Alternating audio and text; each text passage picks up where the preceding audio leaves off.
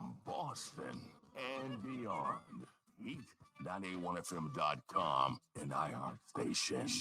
Tonight's episode of Conversations with Coach Law is brought to you by Virtual Services by Shamina Austin. Do you need to delegate some tasks, or are you looking to declutter a space? Well, assign it to her. Introducing Virtual Services by Shamina Austin. She's currently accepting new clients and offers a variety of back office services depending on your needs. Contact Shamina at 857-273-1528, 857-273-1528, or email shaminaaustin@gmail.com for more information. Conversations with Coach Law.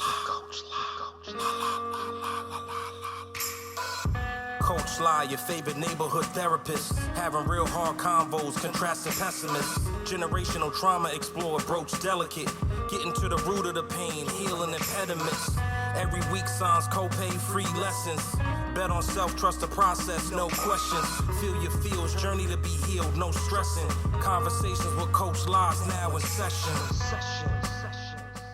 What's going on, beautiful people? How y'all feeling tonight? It's a beautiful day in the neighborhood. I hope I don't have any lipstick on my teeth, because you know when you wear red lipstick, you got to be mindful not to have lipstick on your teeth. But it's been a great weekend for me. Want to give a shout out to my really good friend, Tahari Turner, who got inducted into the Manchester Hall of Fame. And it was a proud day. We went out there to celebrate him. And let me tell you, this man came out with his Stacey Adams red patent leather shoes, y'all. And he was doing a two-step sliding up to the to the podium on his prime time, okay? So shout out to you, Mr. Turner, on really doing an awesome job with your career. And just, it's a beautiful thing to get recognized for your accomplishments while you are still here. As they say, giving people their flowers while they're still able to receive them is a really wonderful thing.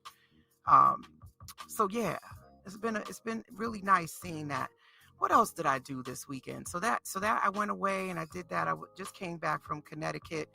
I had an opportunity to go to a brunch spot that was called Black-Eyed Sally's.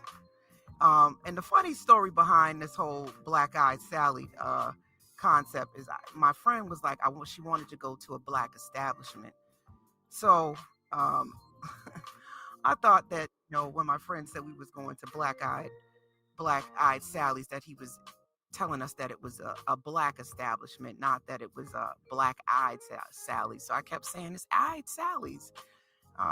Just a funny joke, inside joke. I thought that was kind of funny on my end. But it was a great time. It was a great time being with my friends. I've had these friends for about 30 plus years, and it's always good to get with them and to be able to spend time with them, and celebrate our accomplishments as a unit, as a collective. Trying to get on Instagram, y'all. For some reason, Instagram was giving me a little bit of problem, so I am going to try to get that working here. I have a in-studio guest today, which I'm super excited about having him join me. He's actually been here. This might be his third time getting on the virtual council. I guess he didn't get enough the first time, so he came back to get some more therapy, as they would say. So he's back, and this time we're gonna talk about brotherhood and boundaries. It is actually November. Yes, November, with the emphasis on the NO. And it's also Black Men's Mental Health Awareness Month. So I figured that this would be a great opportunity to really showcase things that are going on with men in our community, and to be able to talk about that. How do men set boundaries, and how do they experience their mental health on a day-to-day basis? How do they practice self-care and all of those good things? So we are actually going to have a guest that I think has a story to tell. He's an author, and he has written a book that I am excited to read. I actually got it. I thought I was going to read it on my trip, but I did not get a chance to read it on my trip. So um, he's going to have to beat me up, but he'll be all right. So he's actually from Mattapan, born and raised here, right here in Massachusetts. He has been in the inner city in Boston. And one of the things I love about his story is that he is not in a box, right? He has done a lot of things. I don't know who keeps trying to call me, but I'm not taking any phone calls right now. I don't know who exactly this is. Hold on, y'all. Hold on. But they keep calling back. Turn the volume down. I'm not taking calls right now, people. It's not call time. All right, so let me tell you about my guest for this evening. So, born and raised in Mattapan, he's a Sagittarius, so his birthday is about to come up. He's going to be the double nickel, I believe that's right? No, 56, 54. Oh, he ain't the double nickel yet. I don't know why he been talking about the double nickel. He got me confused, like his double nickel was coming, jumping his age ahead. So, his nickname is EJ, which is just the acronym for his first and last name. Many people know him as being very funny, knowledgeable. He has navigated through so many different things throughout his life, which has given him a very eclectic way of experiencing the world and also talking about the different experiences in the world. He has lived in Boston during the 70s, 80s, and 90s. So that tells you a lot about his background, and he's developed what he would call street smart. So we'll learn a little bit about that because I think that will frame our conversation about being able to say no and setting boundaries.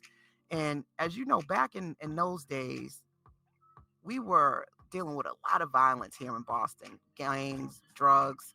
So he has a lot of experience of being resilient and being able to overcome a very tough time, I would say, for a lot of Black men in Boston. His educational background started in the Metco school system, which, as you know, that's always going to add a certain flavor when you've been bussed out, especially living in Boston. He went to Belmont, had early years of transferring into Boston Public Schools and graduating from Hyde Park High. But some of his notable things is he's both has a bachelor's, he's a licensed real estate agent, he's working on his MBA, and I think he's going to shed a lot of light on tonight's conversation, which again is about brotherhood, boundaries, and storytelling. So I'm going to give you some facts, figures as we go through the conversation. Without further ado, I'd like to bring not only the father, the author, but he's also a DJ and also a radio personality and one of my radio brothers right here on the Urban Heat. So welcome to the virtual couch, Mr. Eric E.J. Jones. Oh, what's going on? What's going on? How you feel?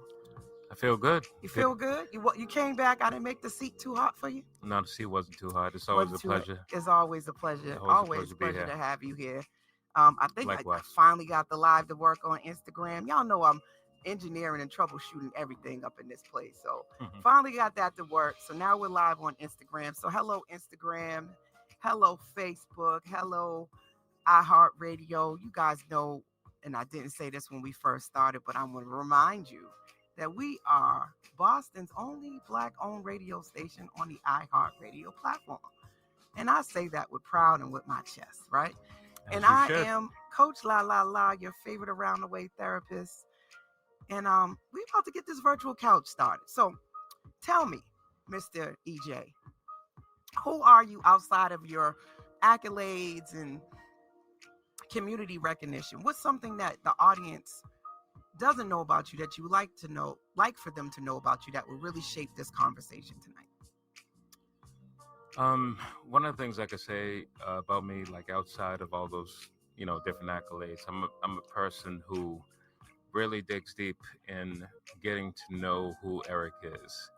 I spend so much time interacting with so many folks on different levels, doing real estate, DJing, formally doing the radio, working with my coworkers, doing, projects with my classmates and things like that.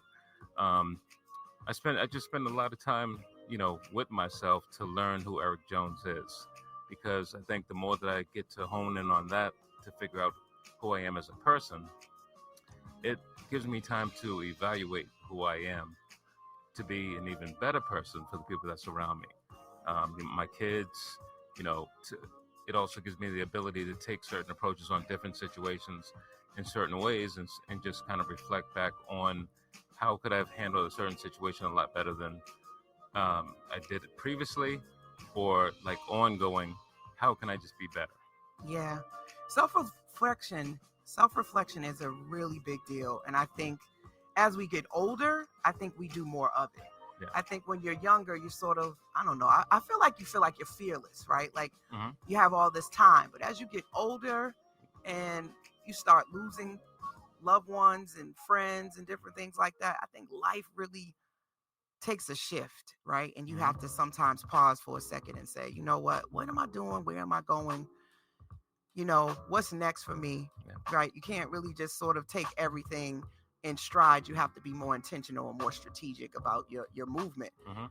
Often when you're younger, elders are trying to tell you, Mhm. make decisions now that you can be proud of later, and you often feel like you got all this time. Yeah. So I love that you said that you spend time getting to know yourself. Curiosity, what does that look like? What does a day in life of getting to know you, what's that entail? It just entails, as I mentioned, just taking a deeper dive into just figuring out who Eric is, because in the past, I haven't always made like the right decisions. And again, there's certain situations that I've faced where I could have handled things a lot different, right? Mm-hmm. So being older, 53, being a grandfather, having adult children, it gives me time to look back on my childhood as well as my teenage years, coming into an adult and still making mistakes. You know what I mean? So it just gives me the opportunity to really evaluate life, evaluate what's important, what means the most to me, what means the most to my family, and just my overall interaction with people that I come in contact with. Yeah. One of the things you said in your bio was that experiencing trauma within the city really instilled in you to change the narrative, Hmm. and to not duplicate the process that you experienced Hmm. as part of your past growing up. Hmm. What do you think the pivotal moment was that you sort of got that aha, this is how I'm going to frame that? Because I know a lot of people are dealing with trauma and trying to figure out how to reframe it and move forward. What do you think was your moment that you sort of said, you know what, yeah, I'm going to change this, I'm going to change the narrative? Well, the aha moment for me was when I had my first child, because growing up in Boston in the 80s, even in the 90s, there was a lot of gang activity that was going on. My mother and father, they worked a lot of hours, so they really didn't know what was going on in the streets. They didn't know that there was a gang on every corner. They didn't know that drugs were being sold everywhere. There was a lot of pimps, prostitutes, and all those things going on. So I had to learn at a very early age to be street smart and not end up on the wrong block or have the wrong apparel on that would have me affiliated with, any of those gangs that's in Boston, because that would just cause conflict in itself. So becoming a father, I wanted to change the narrative to make sure that I kept my, child at the time, my son, informed as to what was going on, and also became very protective to know everything that he was into, what he was doing, and to keep him out of certain places that may cause him some sort of harm, or even cause myself some harm. Yeah. So street smarts often has been referred to keeping your head on the swivel. And I would say a lot of that is self-awareness, right? You really need to know Mm-hmm. your environment. Um, but I think it also can produce a lot of anxiety, Yes. And a lot of I don't want to say paranoia, but to a certain extent, you're Mhm. always sort of looking over your shoulder and you're just ready for anything to pop off. Yeah. Um, do you agree that that sort of also was some of your experiences of trying to navigate the street smarts, but it Yeah. causes a It lot was. of anxiety? Yeah. It was, most definitely. I know coming through junior high school, in the sixth grade, going to Thompson Middle School, a lot of the kids that I went to that were in class with, in the sixth grade, some that were in the seventh grade, eighth grade. As time went on and those gangs started to form, some of those kids that I played in the schoolyard with and we were all getting along, now a lot of them have kind of like shifted off to rival gangs, right? Right. So I'm still cool with these guys, So it's like if I'm having a conversation, if I bump into one, I'm having a conversation with one of my friends.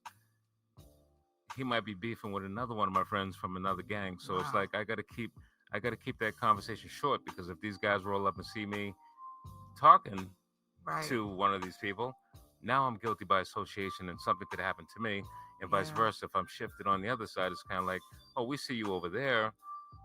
You know we're beefing with those guys, but you're over here with us sometimes, so we don't even really know if we can trust you, because we don't know if you're trying to play both sides of the fence. So just trying to navigate that in itself was tough. Yeah, in middle school, trying to Yeah. navigate that, Yeah. everybody at one point is all on the same team, and then Mhm. you're not. Yeah. Now you were big into sports too, and I'm assuming sports helped a lot. Yeah, I played football all throughout high school, and then after high school, probably about maybe about 10. No, I won't say 10. Maybe about 8 or 9 years after I graduated high school, I started playing semi-pro football. Yeah. Yeah. So a lot of the men that I've spoken to often, when you play sports, that was like your covering in a lot of ways, because you Yes. were in sports. It's also bridged some of the beefs, Mm-hmm. because of sports. Yeah. So I know that is a huge factor um, in your navigating, is that you're also an athlete. Yeah. Now, you may or may not know this because you've been here, a couple times, but this season has been all about the pivot. Mhm. And particularly this part of the season, because this is part 3 of the series, Mhm. is about reinventing. And this is episode 143, aka I Love You, right? 143. Remember, you ever text that? You used to text that back in the 143? day? 143. That was part of, I know you had a pager. Yeah, I had a You had a pager. beeper, Yeah, right? Come yeah. on, we don't make me look like I'm the only old one on here. I'm sorry, I'm seasoned, y'all. But Yeah. yeah, so 143. Today's episode is 143. This is my Oh, wow. 143rd episode. Wow. So tonight we're talking about saying no to silence, Black fatherhood, mentorship, and stories that heal, right? Mm-hmm. And often I think men are taught, and you tell me what you think, that talking about their feelings and talking about things is not helpful. What's the point? What do you think about that statement? I think a lot of, I mean, I won't say that that is viewed as like, it shouldn't be talked about, or what's the point.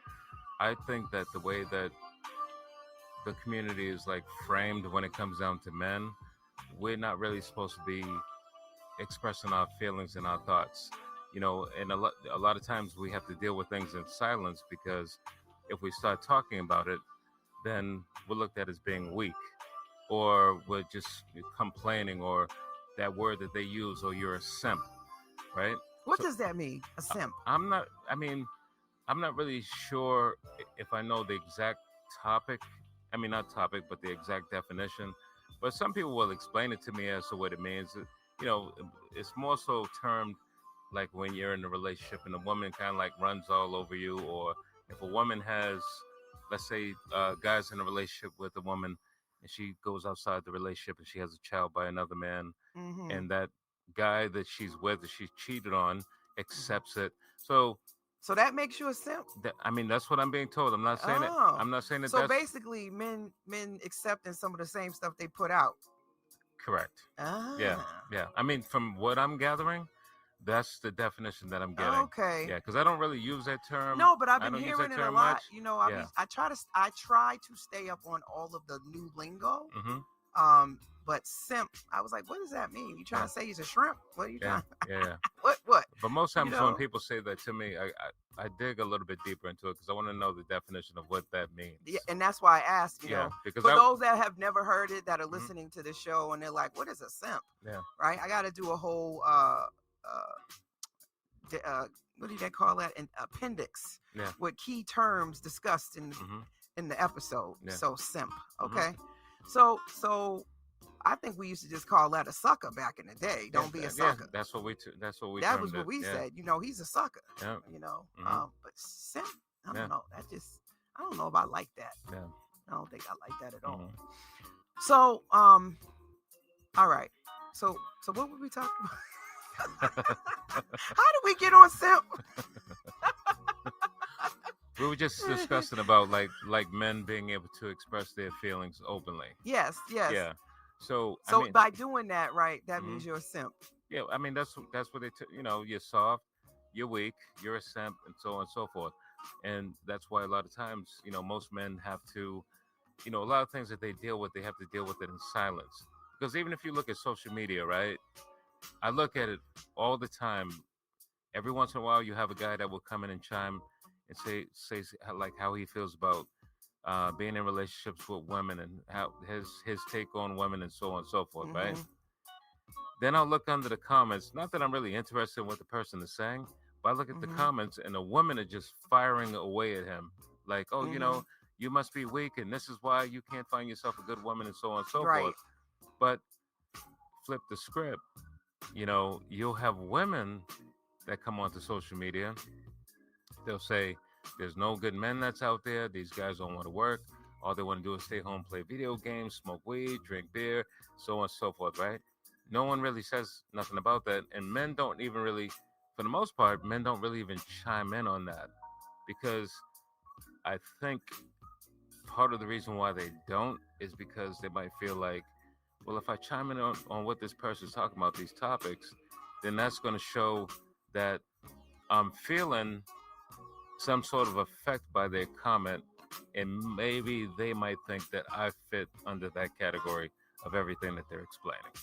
Yeah, and I've learned, and again, I'm a woman. I've learned that a lot of times men will opt not to even entertain conversations that they feel are irrelevant or Yeah, I know I don't at all. Like they'll just be, they're not engaging in anything that they feel is Yeah. irrelevant or not worth their time. They're not going. Most men are not going to go back and forth with you about something. No. They're gonna say what they mean what they say, and that's it. Yeah. That's all we're doing. Yeah. So that being said, so we now know what a simp is. We know that there is some societal constructs around expression of feelings and emotions. Yep. And I'm often wondering if that's what feeds into the fact that most men that are diagnosed with a mental health condition each year, 1 in 5 actually, yet only 30% seek out help. Right? I think there is a constant sort of pressure of just man up, right? Just deal with it on your own.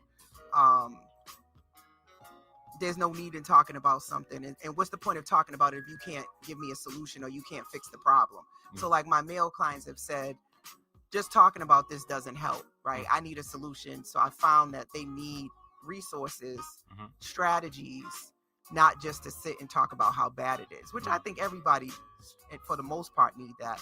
But I think more so men express, just sitting here talking is not helping me.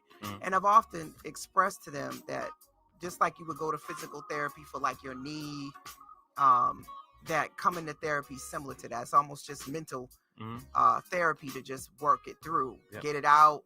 You get some of your best ideas when you're no longer stressed and you sort of have a clear head and you can actually put everything out there, the pros, the cons, the good, the bad, the ugly.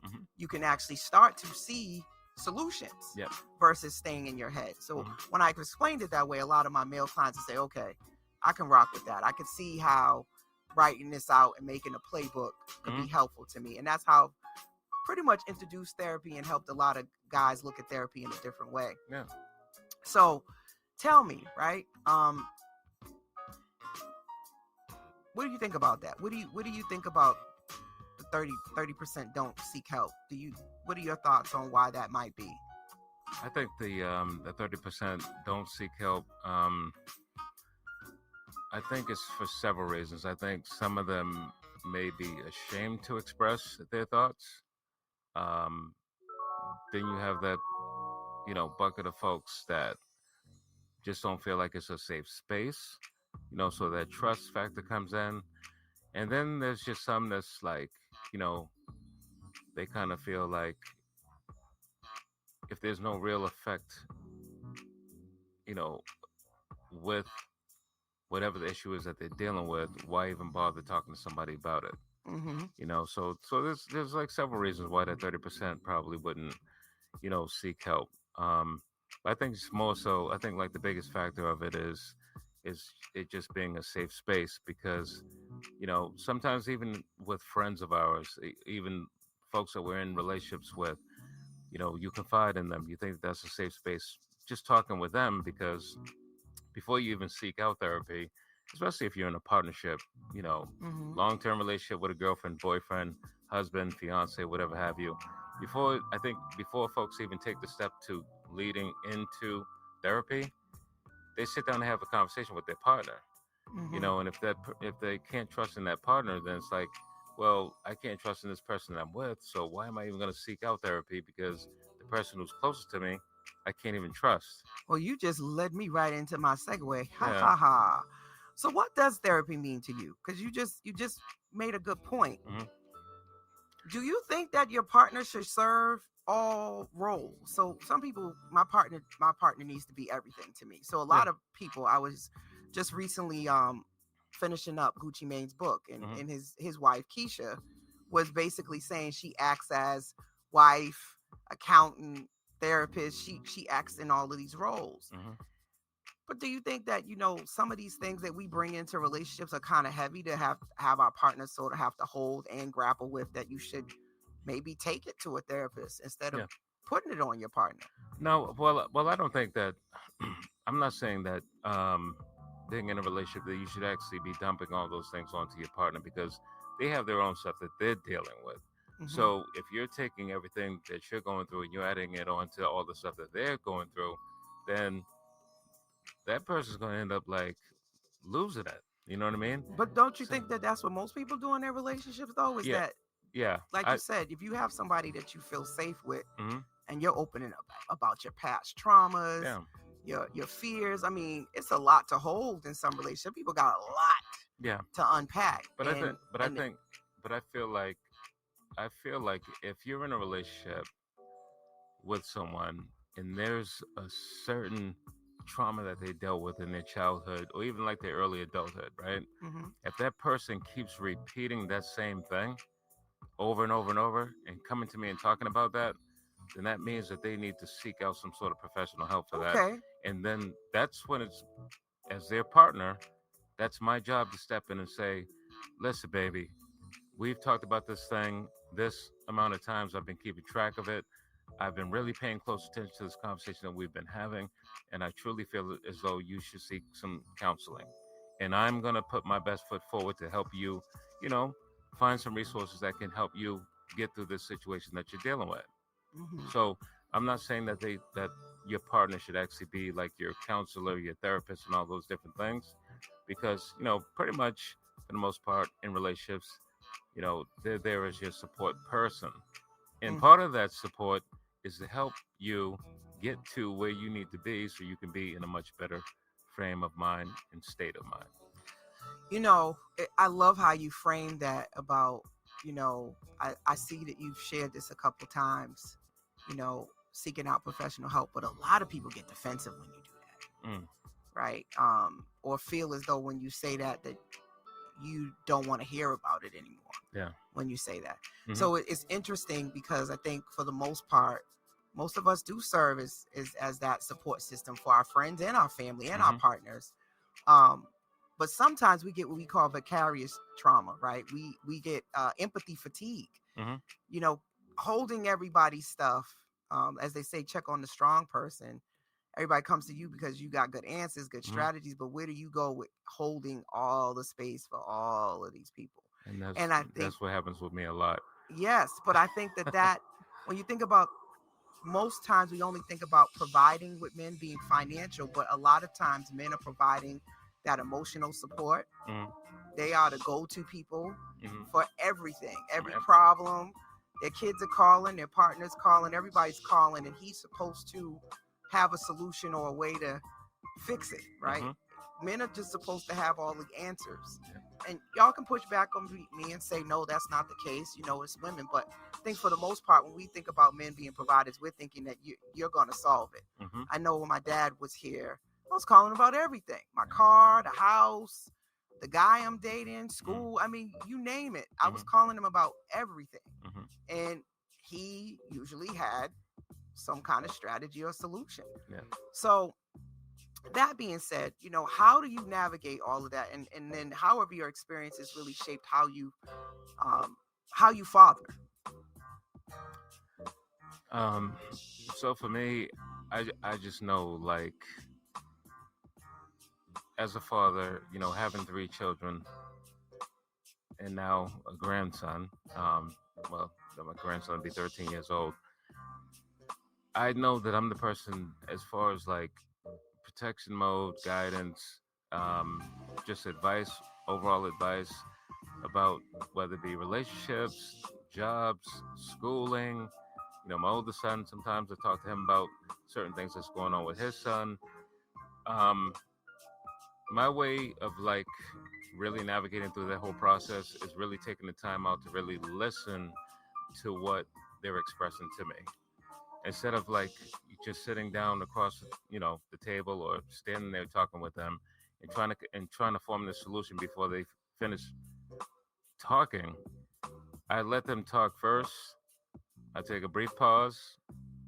I evaluate everything that they said to me, and I'm already formulating some sort of strategy for them to navigate through whatever it is that they're dealing with. Because, for one, that just lets them know that I'm actively listening to what they're saying, and I'm not overstepping their boundaries by not giving them the opportunity to express how they're feeling. Really wise wisdom. So we call it active listening, right? Giving them an opportunity to say whatever's on their mind. Um, how do you guide them? Like when you think about, because right now I got a 20-year-old son, and how do you give them advice without telling them what to do? The way that I give them advice without telling them what to do is I map out some sort of like plan for each one of them to give them some sort of like blueprint as to, listen, if you do this, this, this, and this, you can retire by this age. If you find a job where that requires you to work there for 23 years, with you being this age, you can actually retire at this age and continue to work only if you want to. If you take a little bit of money and save here and invest in this property can, the value of it can increase. You can pull some equity out of this, and then you can do this. So I'm not, by telling them that, it's like it gives them the opportunity to walk away from the conversation and say in their head, like, wow, I just evaluated everything that my dad said to me, and this makes a lot of sense. He's older than I am. I know these are probably some of the things he wants for himself, but he's just trying to give us the blueprint because, he's not going to be around forever. There's going to be a point where he's going to leave this earth. We're going to be here. He's just trying to give us the best guidance that he can, just so we can be good and be able to take care of ourselves and be well off. So those are some of the. So you sound like you're an educator.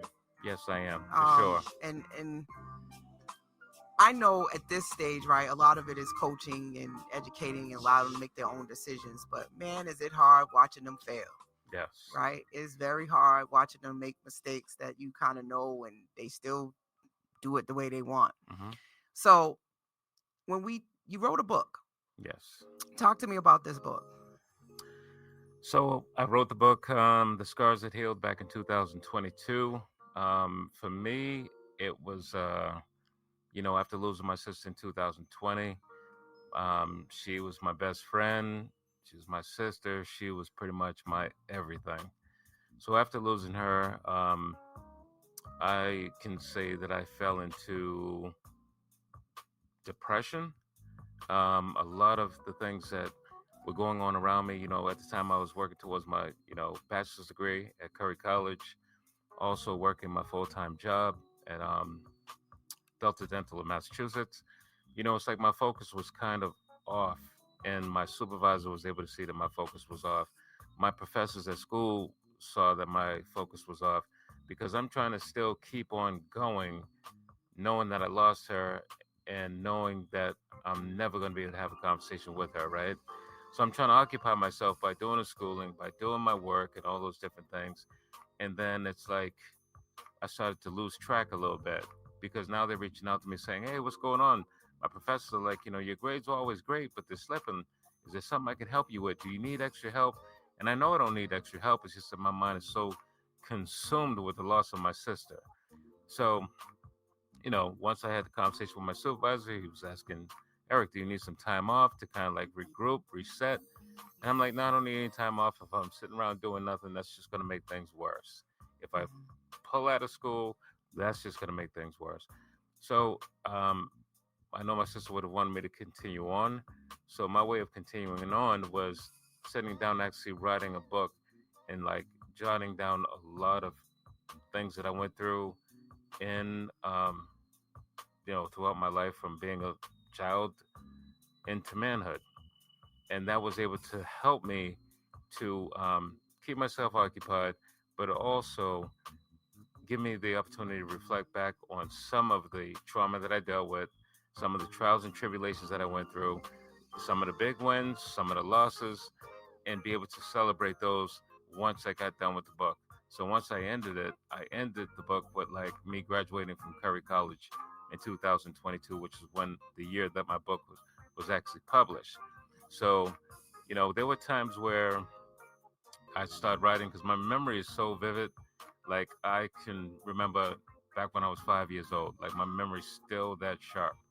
So there were certain segments to the book where it's like, I had to decompress and walk away from it because it was like really starting to build up those emotions of what I felt back then. Um, but once I got to the end of the book and it was a celebratory moment, me graduating, I closed the book and I was just had this huge smile on my face, not only because the book was done, but just to know that throughout all of that, I was still able to end that part of my life story on a good note, and Yeah. it was a proud moment.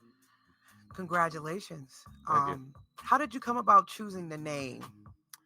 Um, the way that I chose the name was because, like, uh, some folks they saw the title to the book, "The Scars That Heal," so people having this feeling in their mind, like, "Oh, this guy must have scars all over his body," and maybe he's dealt with like a lot of scars from like physical abuse and things like that. It wasn't so much about physical abuse. It's just that certain situations that I dealt with in life that were beating me up. So on the cover of my book, it shows like a picture of like a clear face, but that clear face is coming out of that face that's all beat up and bruised. That was like my coming out moment to show folks, like, listen, the struggle's here on the outside, but that inner me chose to keep on trucking along and being that better Yeah. person and being the better version of myself. And now this is my coming out party. I love that. Yeah. Once again, you guys are tuned into the Urban Heat. This is Conversations with Coach La La La. And I got Eric E.J. Jones, author, DJ, father, just a great guy on the virtual couch with me tonight. We're talking about brotherhood, boundaries, fatherhood, and it is November with an emphasis on NO. So, and it's Black Men's Mental Health Awareness Month. So, we wanted to just, bring someone who's been telling stories in a positive way and took something which we would call in my world purpose driven action Mm-hmm. and meaning making, which has been known to be one of the best ways to deal with trauma and grief. So Mm-hmm. we talked about this offline, but a lot of times people who are writing, journaling, poetry, spoken word, we don't realize how healing just that process of writing and sitting down and reflecting is. But it got me to thinking, like, as you were writing this book, how did it maybe remind you of lessons that you've learned or even reshape how you are approaching fatherhood? It definitely, it definitely gave me the opportunity to reflect back, to reshape the way that I look at fatherhood. Um, I mean, because I would say in the ninth grade, I was in foster care. There was a lot of problems within my home. with my mother and my father. So, things just kind of got out of hand. Me and my sister were pulled out of the house. So in ninth grade, in high school, I was pulled out of the house, placed in foster care. My 10th grade year, one of my friends was on my street was shot accidentally by another friend of mine's, right? Playing around with a gun. So like most of the guys had hung out on my block. It was like 10 to 12 of us, something like that. All those guys ended up moving. So once they moved, they had to go on a couple blocks over and find all new friends. These new friends are into things that I'm not into. Riding around in stolen cars, getting chased by the police and all that. But that for me was just kind of like, okay, well, this is the new set of friends that I'm hanging with. That became like a natural high for me to hang out with those guys and just get into all kinds of trouble. So then 11th grade, I moved out of the house. Because now that new life of getting into all of types of mischief, I got a high for that. So that's what I really wanted. I didn't really care about being in the house with my parents, my 11th grade year, cutting school, not really going like I should be going. And then all of a sudden, like 12th grade year, I moved back home because my mother asked me to move back. And now I'm trying to play catch up for the 9th, 10th, and 11th grade where I really wasn't too productive. And then after, coming out of high school, that same year, my son was born. And now my mom is like, listen, I need you to go off to college and make something out of yourself. But I'm looking at all 4 years of high school, and I wasn't able to really get focused in or have any interest in going to school because I spent so much time working 9th, 10th, 11th, 12th grade. I didn't really get the opportunity to really be a kid. Right. So here I am having a kid, but I'm still not done being a kid. Right. Right. So, so as far as like because as you know, like back when we were in high school, oh, you want the name brand stuff? You want the Adidas? You want the Nikes? You want the Calvin Kleins? You want the Levi's? You want that stuff? You're going to have to work and pay for it on your own. So, Right. So that's how my mind was framed. Like I have to work because I don't want to get capped on by the kids in the classroom because my clothes are no name. So as far as like reframing my thought process around being a father, I gave my kids the actual opportunity to actually be kids. So throughout high school, I didn't require them to work. If they wanted the Jordans and all that stuff, I bought it for them because I want you to be a kid. Because when that time comes for you to become an adult and start paying bills and getting out there and doing things for yourself, that time can wait. But for now, I want you to be a kid. Yeah. So that was like my reframing process. Not rushing them to be an adult quickly. Right. Just be a kid. When it comes time to become an adult, your time will come. Yeah, man, I tell you, sometimes taking a look back is one of the things that really can propel you forward. Yeah. We often forget that we've survived 100% of our worst days, and the things that were meant, or we thought were meant to like destroy us, actually shape us. Yeah. And provide those resilient springboards for us to be able to bounce back from things. And when you look back, you can kind of really see your strength, right? Oh, yeah. So as we sort of move forward with the book and putting the book out there and fatherhood and all of these things, what are some of the lessons that you've learned in terms of putting Eric first? Because again, this is November, emphasis on the no, right?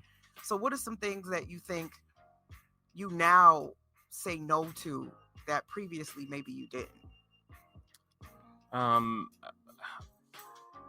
One of the biggest things that I say no to is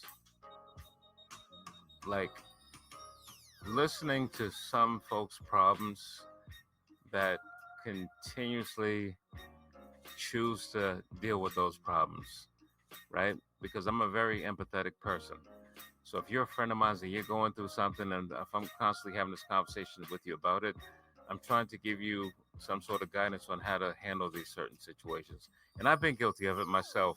So I can't pull myself out of this equation because there's been times where I've had situations where I know I shouldn't have been in a certain situation or whatever. And I'm talking to my friends and I'm quite sure they're saying the same things about me that I'm saying about them.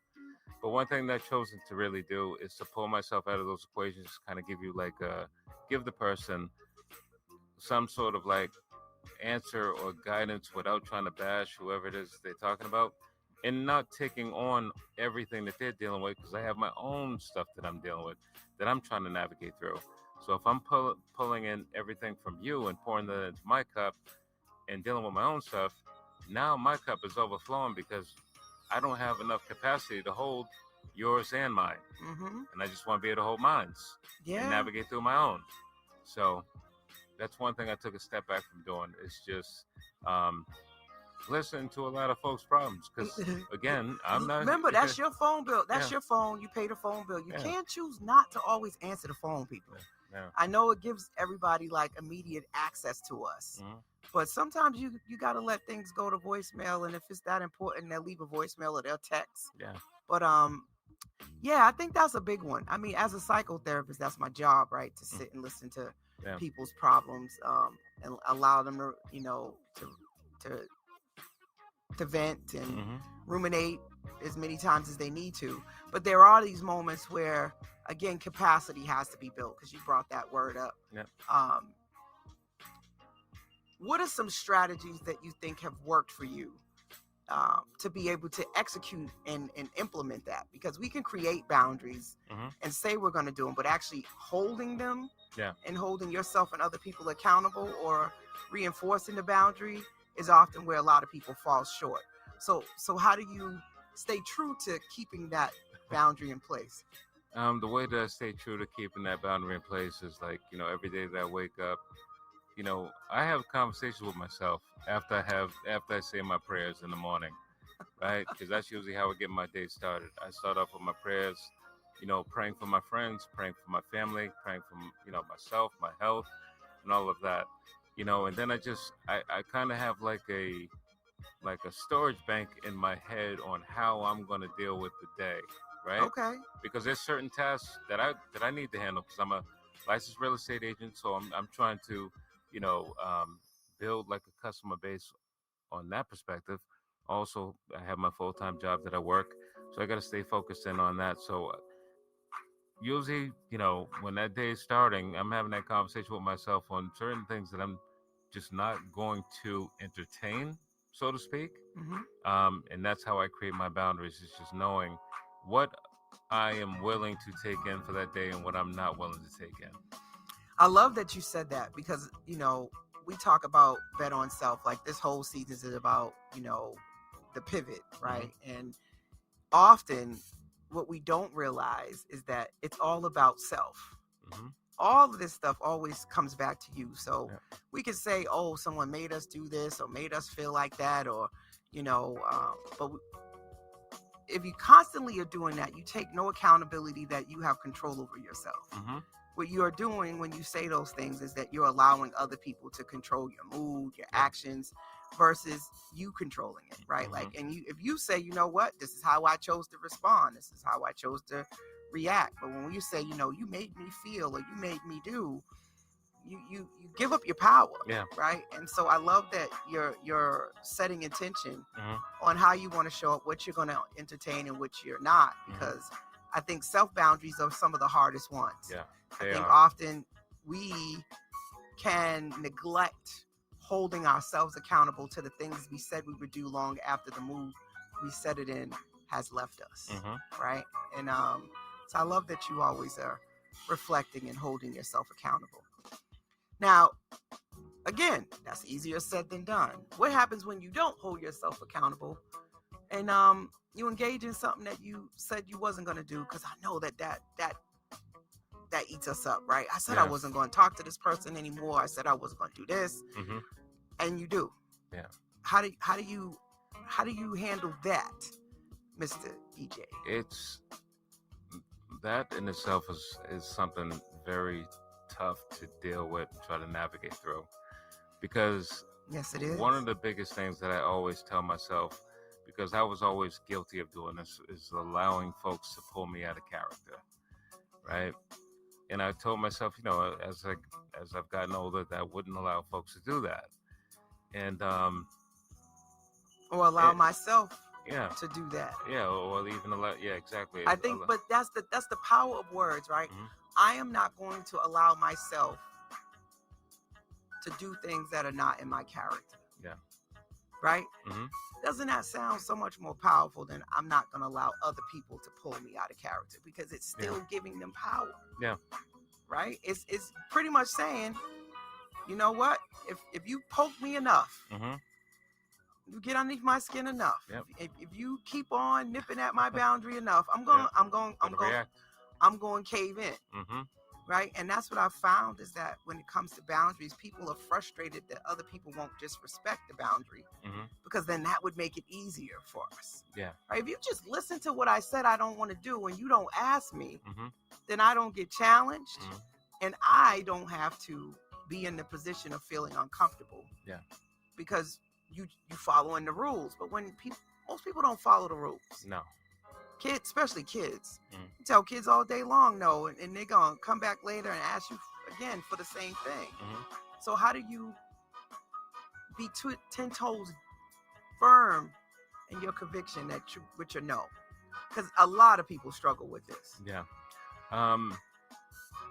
The way that I really try to stay 10 toes down with my solid no is I really have to, before I react, I take time to actually evaluate the person, their intent, what's the content of the back and forth or whatever have you, the argument, and just see if it's even something that's even worth me entertaining, because 9 times out of 10, it's not. That person could have had a bad day, or it could be something that's going on personal in their life, and they just don't know how to handle it, So a lot of times that comes into play when it comes to people like trying to come for your neck, because you don't really know what their backstory is and what they're dealing with. It could even be a family issue. I think that's very true. We just don't know, because they're not willing to tell us. It's like, you're the first person that's there.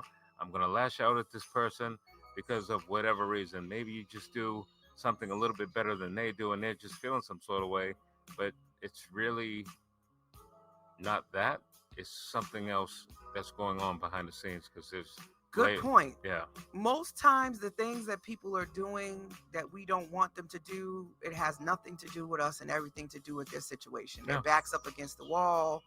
They really don't feel like there's anyone else. Mm-hmm. And secondly, if you might have a history of caving, right? So they know if they keep poking, keep coming, you're eventually probably going to say yes. I think that's the hard part, is being okay, being uncomfortable, and being okay with people being upset with you saying no. A big one that came up for my client was saying yes to things because she was trying to have leverage. And it was also connected to, well, if I do all these things, I'm doing this because eventually I may need people to do it for me. So I'm constantly saying yes, and I'm running around even if I don't have the capacity, because I don't want somebody to tell me no. And when you start really understanding your inner workings and what drives you, you'll realize that this always comes back to self. So that brings me to my favorite part, right? Our bet on self moments. Oh, I lovely bet on self moments, right? Bet on self moments are those defining decisions, right? Where we choose healing, growth, or change, even when it's uncomfortable. The power of the pivot. Betting on self is not about selfishness, but it is about being able to build your capacity. And I think you build capacity by really understanding yourself. So, can't believe it. I mean, this hour just went by so fast. Shout out to everybody that's tuned in. I see y'all. Instagram is popping. Dr. Armstrong, I see you. What's up, LaDonna Hampton? You're my booze on here. I saw a couple other people on here too. Coach Latasha, how you doing? Appreciate y'all for tuning in. And everybody on Facebook. One of my brothers from another mother, Mr. Scotty Rose, thank you for tuning in. He's been making some really awesome comments about how to talk to your partner and also how to guide your children. Tony Bone, how you doing? Thank you for tuning in. I appreciate you very, very much for coming and having a conversation with us today and joining us on the virtual couch. So, bet on self moments. defining moment, either past, present, or future. Mhm. Tell us about one of yours. One of my bet on self moments,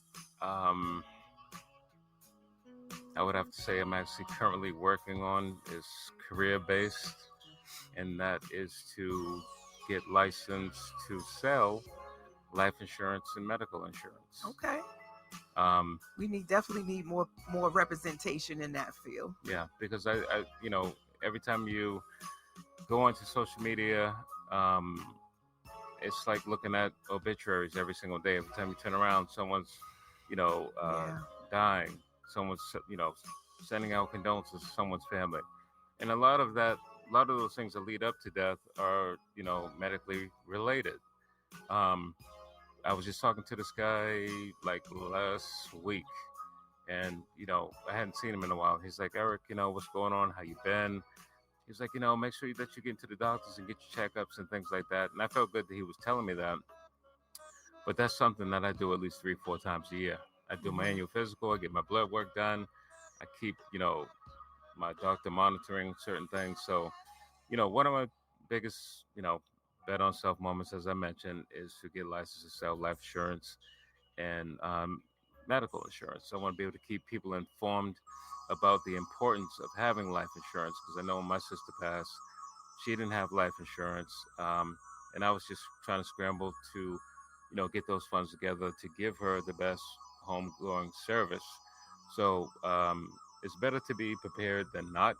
Yes. And if I can educate folks to be prepared, like that saying goes, if you stay ready, you don't have to get ready. Get ready.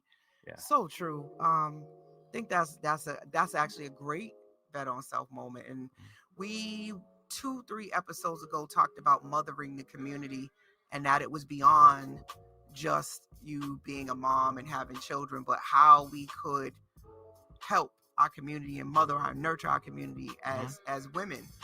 But again, that also men have mothering and nurturing qualities as well. Actually, let's not say that. They have fathering qualities, right? We all have the ability to parent and care and nurture. But I think that's an example of fathering the community, educating us about medical insurance, life insurance, extends beyond just your biological children, but a lot of people need that guidance, need that support. So I love that for you. I love that for us.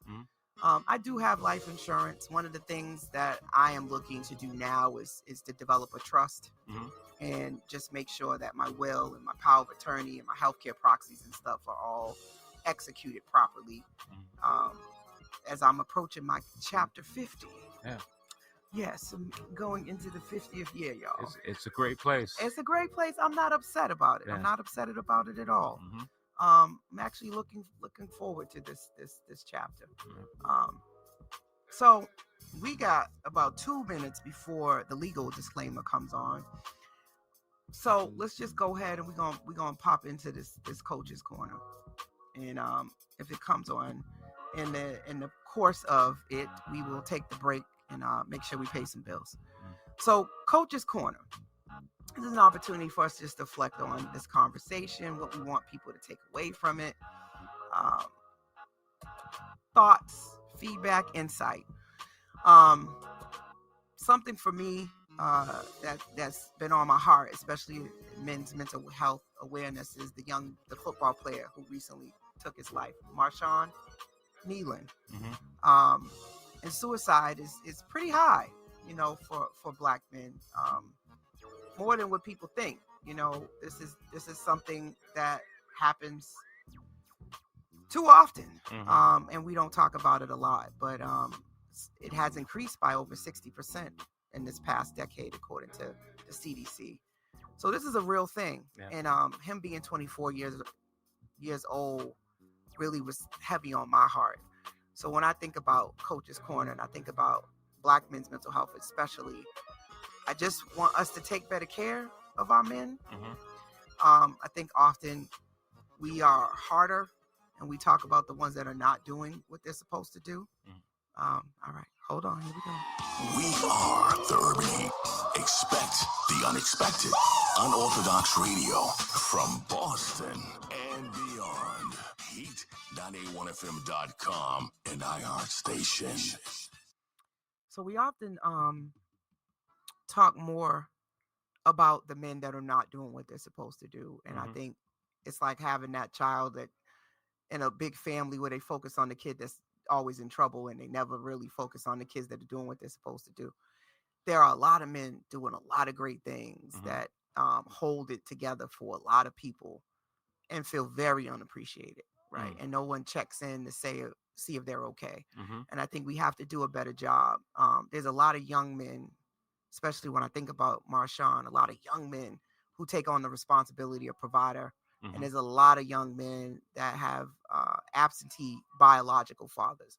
But there's villages of men who step in the gap to be mentors, father figures, stepdads. They just a lot of great men out there. I don't think we talk enough about them. And so when I want to spend some time really giving men, especially men like you, your flowers and your recognition, and just more people to say, hey, you all right. Granted, y'all gotta, be open enough to talk about y'all struggles, but I think we can start with just at least being willing to listen. Yeah. What do you think? I agree with that wholeheartedly. A lot of times, you know, as men, we take on so much responsibility, for our children. And sometimes, we take on, as men, we also take on other children as our as our stepkids. And I think a lot of times people don't understand, like, especially if it's a man who has children from a previous relationship, right? He enters into a new relationship. That woman has 1, 2, maybe 3 kids, right? They get married and so on and so forth. That's now 6 kids that man has to deal with, right? So he has to deal with the personality of his ex, his own 3 kids. So that's 4 people. The personalities of those 3 kids that he now lives with because he's married. Right. So that are not his children. That are not his children. But so that he has to get to know. That he has to get to know. So that's 7. Then his wife, that's 8. Then all the folks that he deals with on a regular basis as as his friends, colleagues at work. So there's like a lot that man has to deal with. Oh, a lot. Whereas, the new wife and the ex-wife or the ex-girlfriend, they just dealing with their kids and that's it. And they're dealing with, that man. So they just don't have as much responsibility as a man has to take on, right? As a black man. And then you have to deal with all of these things out in society. Me being a 6'4" black man, just before the show started, sometimes I go into the supermarket in my neighborhood and, folks look at me like with this look of like I'm coming into the store to like start trouble and so on and so forth. But there are some days where I walk into the store and I have some great conversations with some folks. And once I start to open up and open my mouth and start to talk, they see that I'm nothing but a gentle giant.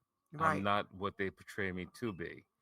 And the same thing happens on the workforce. Absolutely. Because I work in the insurance industry, and most of the client events that I attend, I'm the only black person that's there. So I'm in a room full of folks who may be Latina, white, and now I have to I don't feel intimidated because I'm very knowledgeable about, the field that I work in, the dental insurance field. But it's like I always have to like try to prove myself to make sure that the people that's in this arena that I'm working in, that they understand that I'm just as knowledgeable as they are, and I'm not a threat to them just because I'm a 6'4" black man.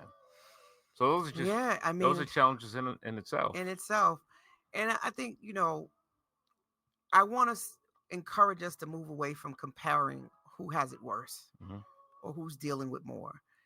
Because I think that's part of what makes people not have the empathy or not reach out because, I got so much going on. But being able to see that we're all going through something, even if it looks different. Yeah. In a blended families, everybody is navigating that and taking on layers of it. Blended families in general are challenging in themselves, right? There's a whole bunch of factors that play into that.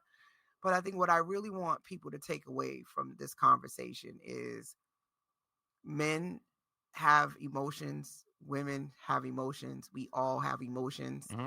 It is part of being human. Yep. So when we say men don't have emotions or men don't feel. It's not true, right? Your emotions are similar to having a sensation of hunger, a sensation that you need to, go to the restroom. Emotions are automatic, and we all have them, unless in the case of mental health disorders or disabilities, if you're on the spectrum, you may not experience emotions the same way as everyone else. But the reality of it is we all are emotional beings. Oh, for sure. Right? We are all navigating our mental health. So men are not exempt. We have influenced, I believe, through society for men to mask their emotions, to suppress their emotions, to show levels of strength so they're not seen as weak. And I think that's been detrimental to Black men's mental health, especially because you're dealing with so many isms, racism, sexism, microaggressions, all of those things. And those do impact you. Yeah. You're not exempt from being impacted by the trauma and the violence in your community. So it makes you have to be numb and cold, right? And act as if you have no emotions. And it's just not true. Yeah. Right? We come into this world and we don't have to teach children emotions, if you think about it. Think about a baby. A baby experiences everything, every emotion: fear, surprise, disgust, happiness, sadness. Yep. I forgot one of them. There's one I forgot. I don't know which one I forgot. Skip something. I think I said them all. Did I say them all? Fear, sadness, happiness, surprise, disgust, and anger. Yeah. Anger was the last one. If you think about a child, they experience all those emotions and you didn't teach them. Yeah. You don't teach them. No. But you do teach them to name them. Right? They don't know it's anger until we name it anger. Name it, yeah. Right? They don't know that it's disgust or that, oh, you don't like that? You think that's icky? Yeah. We give them the language and the words to express what we see from our experiences. So I hope that's what people take away, is that we humanize masculinity and not dehumanize it to be that men don't have feelings and emotions just because they're not displaying it and demonstrating it in a way that we can understand, especially when we taught them to not show emotion, not to cry, not to talk about their feelings, just to show strength. You can show anger, though. Yeah. That's an okay one to show. Yeah. So any other thoughts as we close up about this topic from your perspective? Yeah, I mean, I would just add to it that, for the men that are out there listening, if you need to express how you feel about certain situations, I would not hesitate from doing that, because you don't have to keep everything bottled up inside. I mean, there are resources out there, therapists for you to talk to express how you feel, whether it's sadness, anger, or if it's just something that you're dealing with on a personal level. Because I know for myself, I choose to, I chose to go that route, the therapist route, because there's a lot of things that I deal with, not so much on a personal level, but still just trying to cope with the fact of losing my sister and my father, because they are two of my family members that were always near and dear to me. And just not having them, it became like an adjustment, because I was so used to talking to my sister every day on the phone, talking to my dad every Friday. So Fridays don't even seem the same anymore. I used to look forward to the weekends because it's payday and it's time for me to get outside. But that's why I spent a lot of my time talking to my dad. So the weekends just kind of are like a blur. And I try to put that filler in there to do something just to eliminate that thought process of like missing them. So again, for all the men that's out there, don't feel bad about expressing your thoughts, your sadness, your happy moments. Don't feel like, you have to keep those things bottled up inside, because that will stress you out even more, just keeping it to yourself versus being able to sit down with someone that you can trust and to talk those things through. So true. I just want to make sure I extend, a space that I am taking new clients. I have two clinicians that are taking new clients. But seek out the support, mentorship and just guidance in general is one of the things that really do help men.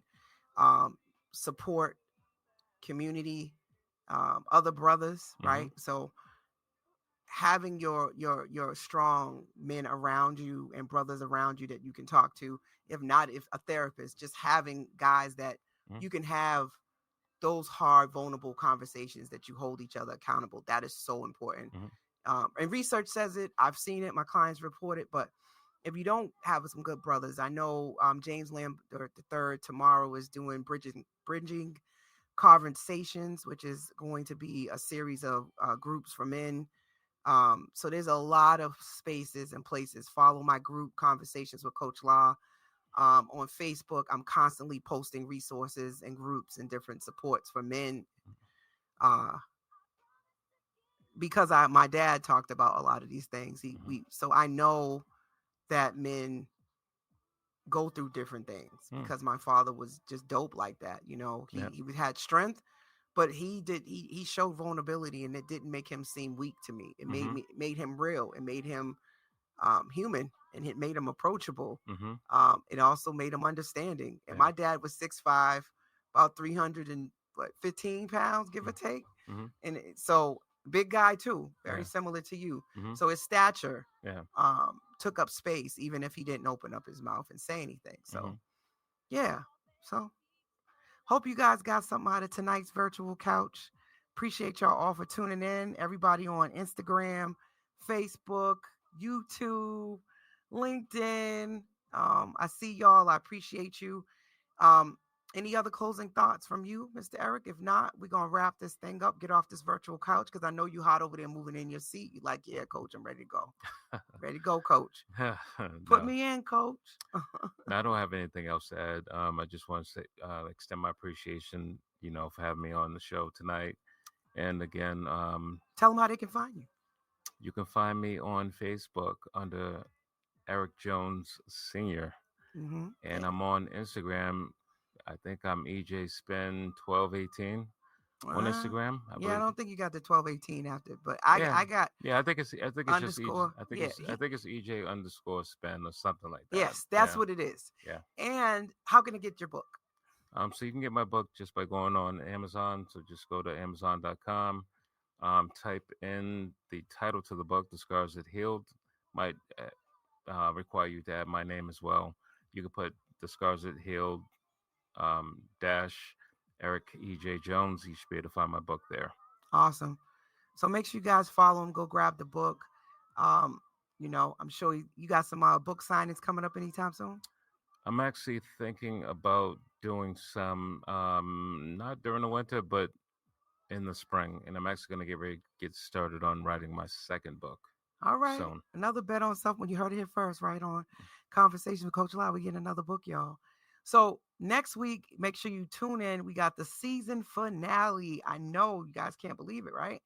Season 8 is wrapping up, and we're wrapping up with none other than the spoken word artist Rebecca Dupas is coming on to Conversations with Coach Lyle. She is the spoken word artist that went viral with the poem called How to Slay a Dragon, and also Breaking Up with Women. So I am excited to have her on the virtual couch with me next week. She's also coming to Boston in December with her one-woman show. If you're looking for me, make sure you follow therapist _coach LA. I will be out in Revere this weekend doing the Rethinking Mental Health Conference that's being held by Simple Coaching, Inc. You still get tickets for that. Just follow my page. It's been a great time talking to you, Mr. EJ. Till next time, you guys stay blessed and make sure you do what? Bet on self. See y'all next week. Good night. Smoke House. It's the urban heat. Shout out to Coach Lyle.